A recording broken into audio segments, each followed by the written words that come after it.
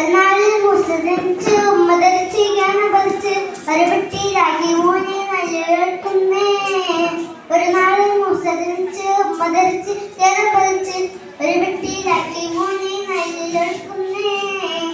ഓളങ്ങളിൽ താലോലിച്ച് ഒഴുകി വരുന്നൊരു പെട്ടിയും വന്ന് ആസിയ ബീബി കണ്ട് തുറക്കുന്നേ.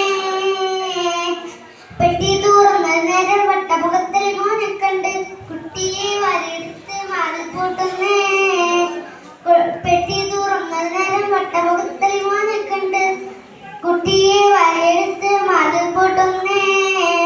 കൊട്ടാരം കൊള്ള നടന്ന് ദുഷ്ടഫറോവയും കാണാതങ്ങ് അതൽ ആസിയ ബീബി കണ്ട് തുറക്കുന്നേ. പെട്ടി തുറന്ന് വട്ടമുഖത്തൽ മോനെ കണ്ട് കുട്ടിയെ വരെടുത്ത് മതിൽ പൂട്ടുന്നേ.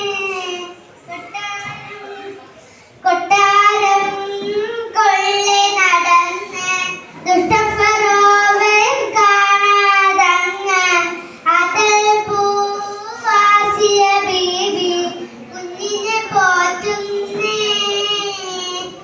കൊട്ടാരം തന്നെ വളർന്ന് കുട്ടിയൊന്ന് നബിയായി മാറി കൊല്ലാനായി രാജഫറോവ വിധി കൽപ്പിക്കുന്നേ.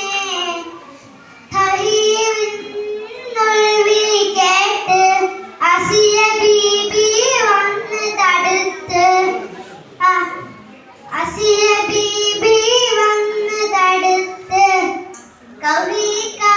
കൗലിക്കാലുടയവൻ മൂസ നബിയെ കാക്കുന്നേ.